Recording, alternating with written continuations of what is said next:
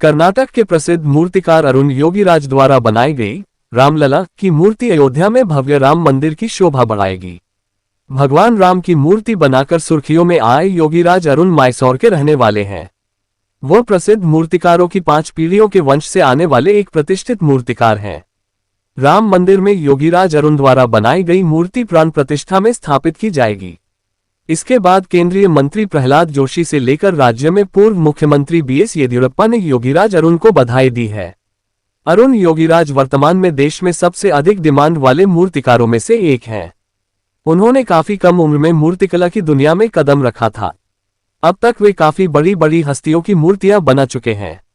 उनकी ही बनाई गई नेताजी सुभाष चंद्र बोस की मूर्ति दिल्ली में स्थापित की गई थी। योगीराज अरुण अपने परिवार की 5वीं पीढ़ी में मूर्ति बनाने का काम कर रहे हैं। उन्होंने अपने पिता दादा बसवन्ना से प्रभावित होकर इस क्षेत्र में कदम रखा था। योगीराज अरुण के पूर्वज मैसूर में राजा के समय से इस काम को कर रहे हैं। योगीराज अरुण मूर्तियों में जान डाल देते हैं। ताज्जुब की बात यह है कि वह थोड़े समय के लिए एमबीए करने के बाद कॉर्पोरेट क्षेत्र में नौकरी भी कर चुके हैं। इसके बाद मूर्तिकला में झंडे गाड़ रहे हैं। योगीराज अरुण ने एक इंटरव्यू में बताया था कि मूर्तियों में लगा ही नहीं, उन्हें 2008 में कला के क्षेत्र में वापस खींच लाया था। योगीराज अरुण देश के सबसे ज्यादा व्यस्त मूर्तिकारों में से एक हैं। अरुण के पोर्टफोलियो में प्रभावशाली मूर्तियों की एक श्रृंखला है।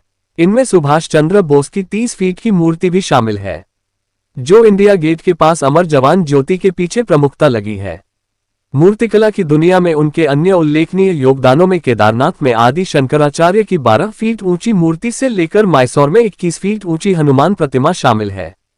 साल 2022 में जब योगीराज अरुण को प्रधानमंत्री नरेंद्र मोदी से मिलने का मौका मिला था, तब उन्होंने अपने परिवार के गौरवशाली अतीत को याद करते हुए फोटो साझा की थी।